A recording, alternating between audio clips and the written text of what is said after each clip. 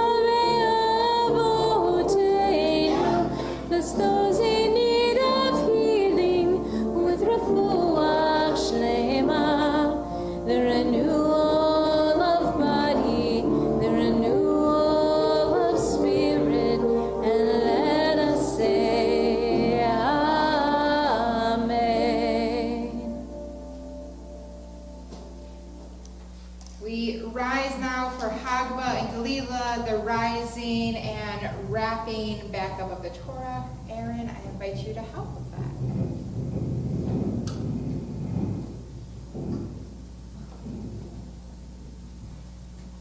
Turn to page 370.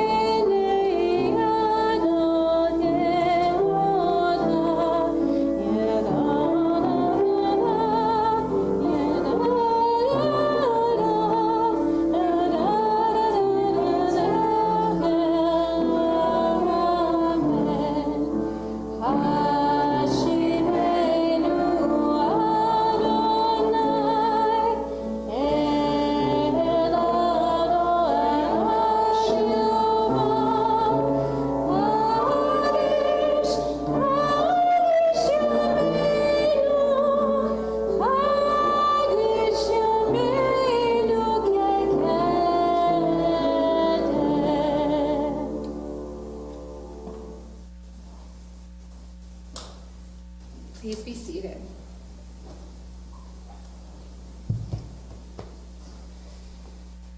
So when I was thinking about what I could talk about today, I was thinking about what it meant to be a community.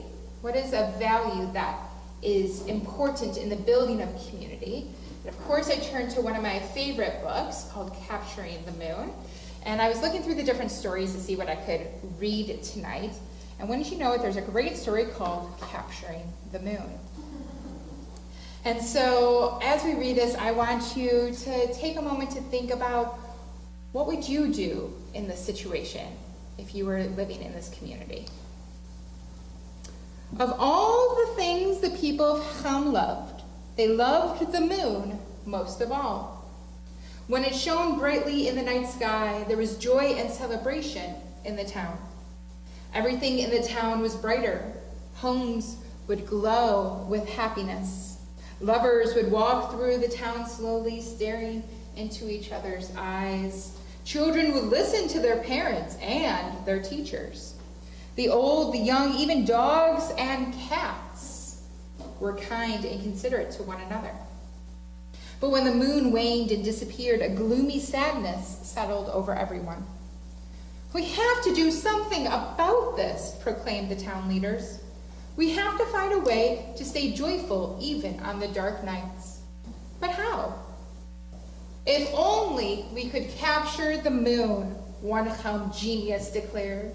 "Then we could let out a little light on those dark, gloomy nights and bring happiness to the world."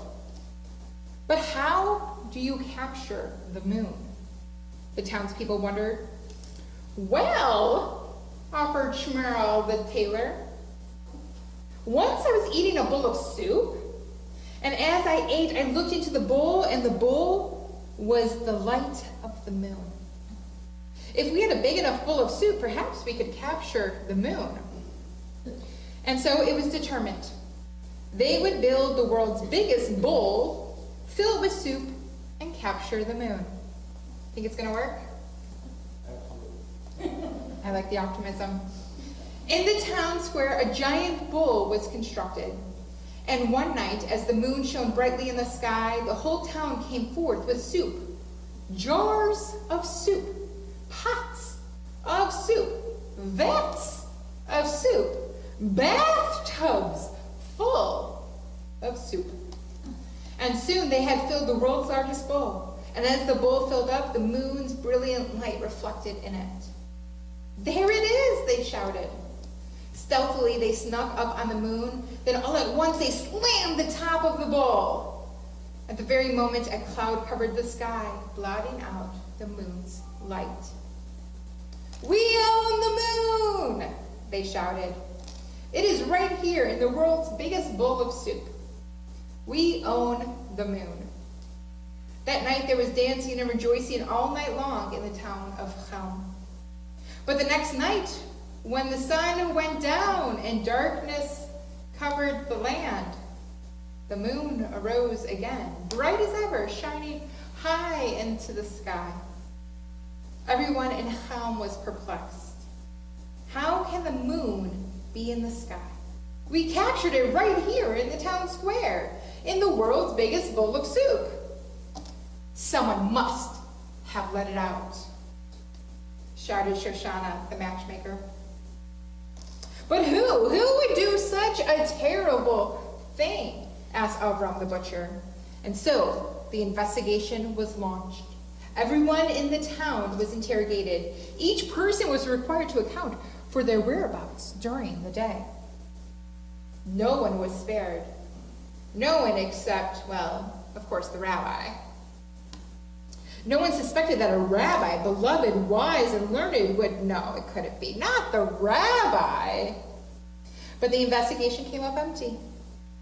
Everyone had an alibi. Everyone was in school, at work, in the fields, in the shops, at home. Everyone but the rabbi. Uh-oh. And so the townspeople of Chelm timidly approached their beloved rabbi. "Learned rabbi, did you let the moon out of the soup?" The designated spokesperson inquired. "Yes," he sighed, "it was I." A shock ran through the town, much like through all of you. "But why, dear rabbi, why?" they persisted. "Why?" He looked at them through his bushy white eyebrows, and he stroked his long white beard. "Why? Because there are things we enjoy while we have them. They are ours to own and to hold and to enjoy. Like a shirt," someone offered, "or a shoe. And there are other things," the rabbi continued, "things of far greater value that we enjoy only when we share them. Do you know what things I mean?" "Love," someone suggested. "Yes, love." "And hugs," someone else offered. "Yes, hugs." "And joy," they shouted. "Yes, joy." "And the moon," Shmuel the tailor sadly said. "Yes, the moon as well. Only when we can share it can we really enjoy the light." And so I was the one who let the moon out. And now all of the world can share it. But what will we do now on dark nights when the moon disappears? We will be sad and gloomy and dark. Well, that's true, responded the rabbi. Into every life comes times of sadness, darkness, and gloom. That's a part of life. We'll just have to find something else to share that sustains us when that happens. Like what, they asked. Like soup, declared the rabbi. We'll share soup. If you can't own the moon and share happiness all the time, the next best thing is to share soup. And so it was declared a tradition. On nights when the moon disappeared and the night sky grew dark and gloomy, everyone shared soup. And it helped. For soup may not bring happiness, but it does help.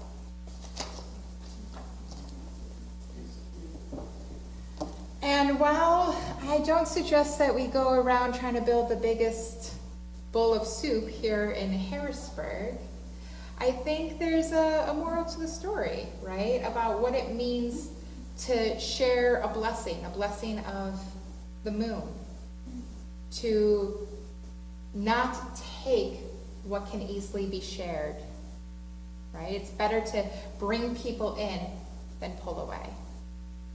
So I hope on these really dark summer evenings that we are able to come together, maybe in moments of laughter, maybe in moments of joy, maybe over a bowl of matzo ball soup from the diner. Yeah, what do you got, Gail? The other morning, I was up at 5:30 and I decided to sit outside on my porch with a cup of coffee. Yeah. And lo and behold, there was a beautiful rainbow. Wow. And it was a little sprinkle of rain. Yeah. And then a cloud, and then all of a sudden there was this rainbow, and I took pictures of it, and then on that side was a little bit of a double rainbow.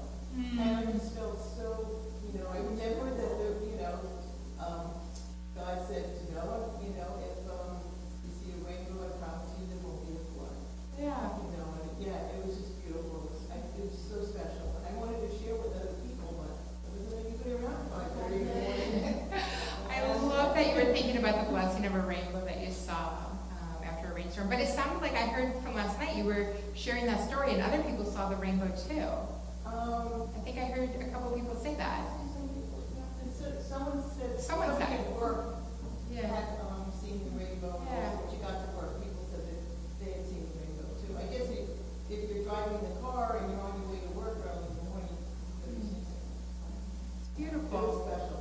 I like opening this up for just a second. Are there any other blessings or moments that you wanted to capture for yourself but would be more beautiful to share? For me, it was the Cardinals, my Cardinal saga. They have officially flown the nest, but How many babies? I think there was four babies. Yeah. Speaking of birds, Yeah, come here. What about birds? we have a little tree outside of our kitchen window, and it's layered, Yeah. and it's becoming a bird hotel. A bird hotel outside your window. Each layer has a nest of its own with its own moms. Wow. One cardinal, A cardinal, one robin, robin. and another one I don't recognize yet. Okay. But it's the bird hotel tree. Bird hotel tree. That's beautiful. Well, thank you. You have a bird condo, so we have a hotel, a condo. I just had a Airbnb. We have a bird feeder that feeds the raccoons. Well, I hope that we continue to be on the lookout for these small blessings that God gives us along our days. Moving back into our service, we turn to page 586 for the words of the Aleinu. Please rise.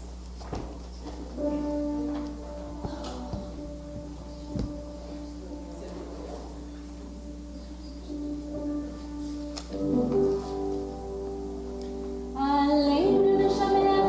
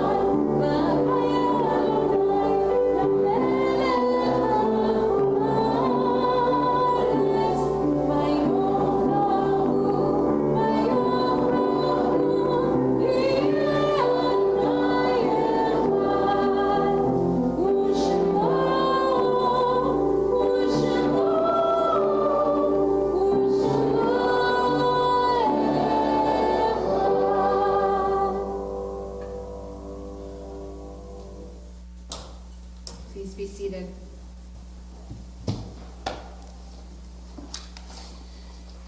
We think of our loved ones whom death has recently taken from us in this season and seasons past. We remember our loved ones, Joseph Alexander, Martin Arch, Henry Cohen, Julius Ehrlich, Lois Grass, Marilyn Kanenson, Roy Kibler, Minnie Kramer, Charles Kraus, Cantor Sharon Kunitz, Nathan Lemaire II, Marshall Linton, Florence Litvak, Ben Olwine III, Edwin Oppenheim, David Rosen, Amelia Strauss, Shirley Wolf. If you're remembering anybody at home, I invite you to put their names into the chat and joining us in this chapel, if there's anyone you're remembering. We rise as one community on page 598 for the words of the Mourner's Cottage. Yitkadal v'yitkadash shemei rabba, ve'almad yivrach yiroteh ve'almich malchuteh, b'chayachon yomechon u'chayet kol beit Yisrael, ba'adala u'vizman kariv v'meru. Amen. Yehei shmei rabba mevarach le'olam olmei almayna, yitbarach v'yishabach v'yitba'ar v'yitroman v'yitnaseh, v'yitadar v'yitaleh v'yitalal shemeid kudusha baruchu, le'ela mikol berchata v'shirata, tushbechata v'nachamata, damiram be'alma v'yimeru. Amen. Yehei shlama rabba min shamaya, v'chayim aleinu ve'al kol Yisrael v'yimeru. Amen. Oseh shalom v'yimramav, uya aseh shalom, aleinu ve'al kol Yisrael v'yimeru. Amen. May the one who creates harmony on high bring peace to us and to all of Israel, to which we say, Amen. Please be seated. All right. I think for once I can actually mean this and say it's a little bit of a slower moment right now at Temple. June 12th, Brotherhood, Bob and Rob, and Conrad are going to do a Brotherhood takeover of the Bima. So they will be leading us in a very joyful Shabbat. I heard that the boys are back in town. So please do join them June 12th. Annual meeting and congregational brunch, woo-wee, June 14th, 11 a.m. I hear there's going to be bagels and schmear. That's enough for me, if not to hear about all the cool things we've been doing this year. So please join us. That's at 11 a.m., June 14th. The Old World Folk Band, they're back, June 19th. There's a lot happening in June, actually. 6 p.m., we can enjoy a very musical Shabbat.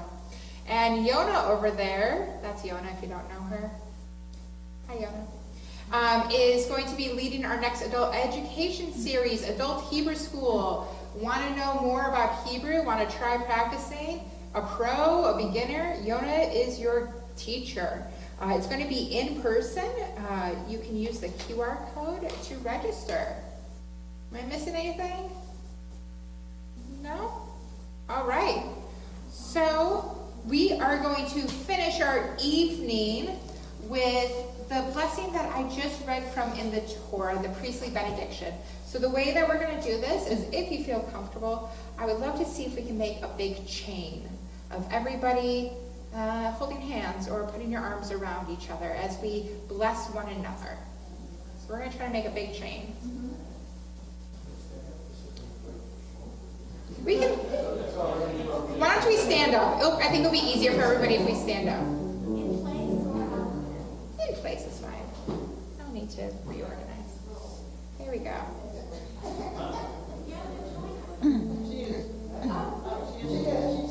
There we go. Here we go.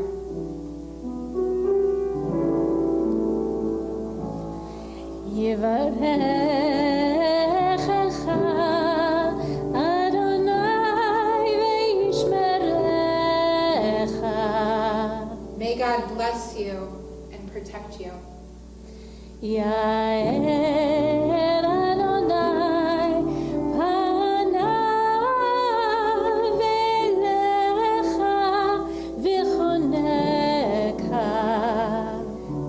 deal kindly and graciously to you.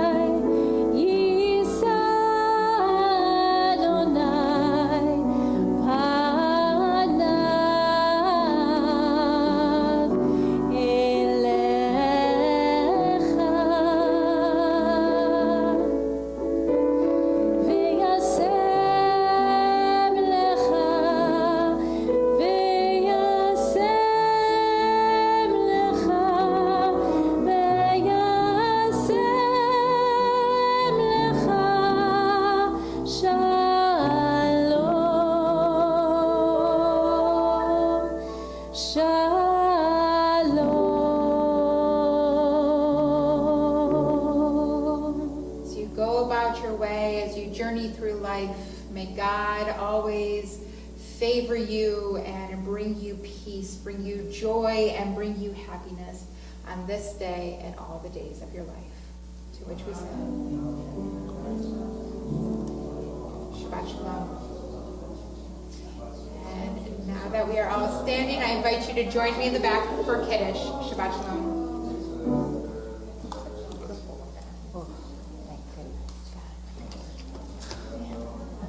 You did great.